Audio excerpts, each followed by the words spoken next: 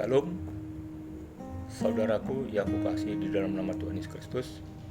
Sebelum kita melakukan aktivitas kita sepanjang hari ini, kita mau disapa oleh firman Tuhan tertulis di dalam kitab 1 Korintus pasal 13 ayat 13. Demikianlah tinggal ketiga hal ini, yaitu iman, pengharapan, dan kasih. Dan yang paling besar diantaranya ialah kasih. Saudaraku yang kukasihi dalam nama Tuhan Yesus Kristus, iman, pengharapan, dan kasih adalah hal yang tidak terpisahkan di dalam hidup kita sehari-hari. Sebagai orang yang percaya, sebagai orang yang beriman kepada Tuhan Yesus Kristus, kita dituntut dan diajak untuk tetap menghayati iman kita, agar kita tetap juga berpengharapan dan saling mengasihi. Iman dan pengharapan dan kasih itu harus bertumbuh kembang di dalam kehidupan setiap orang yang percaya kepada Tuhan. Sebab Tuhanlah adalah Allah yang menyelamatkan, Allah yang mengasihi kita. Oleh karena itu, kita dipanggil untuk berpengharapan yang hidup, mengasihi Dia, demikian juga mengasihi sesama kita. Itulah panggilan iman kita sehari-hari.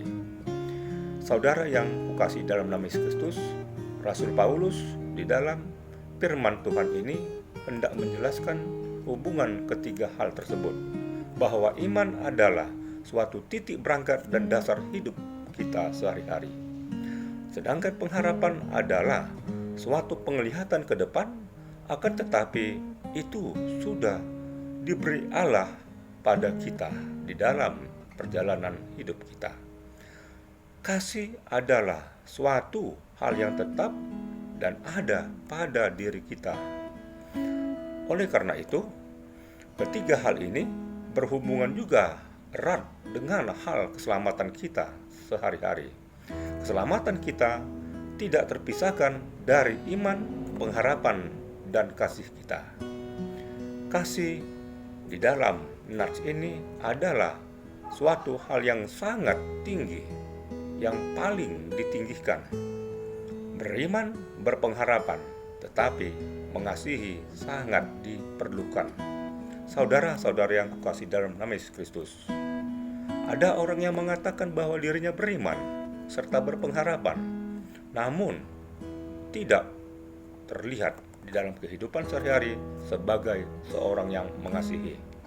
Hal ini dapat kita lihat di dalam persekutuan kehidupan kita di gereja, kehidupan kita sebagai orang yang bergereja.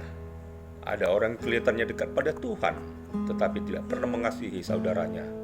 Oleh karena itu, sebagai seorang pengasih, seorang yang beriman, sebagai orang yang berpengharapan, kita layak tetap di dalam koridor saling mengasihi.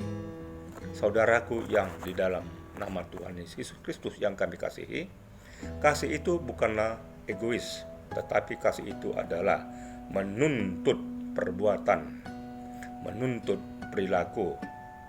Sebab panggilan firman ini mengasihi sebagaimana Kristus telah mengasihi kita, hendaklah hidup kita sehari-hari di dalam koridor saling mengasihi. Apa yang ada pada kita adalah pemberian dari Tuhan Allah semata-mata. Oleh karena itu, berdasarkan kasih, kita terpanggil untuk mengasihi, membantu, menolong orang. Saudara yang kasih dalam nama Tuhan Yesus Kristus, mengasihi bukanlah konsep hanya semata-mata, tetapi menuntut perbuatan. Kasih tidak pernah berhenti, tetapi kasih itu sehari-harinya bertumbuh kembang, bahkan kasih itu bertambah indah adanya. Oleh karena itu, kasih itu juga semakin kuat ketika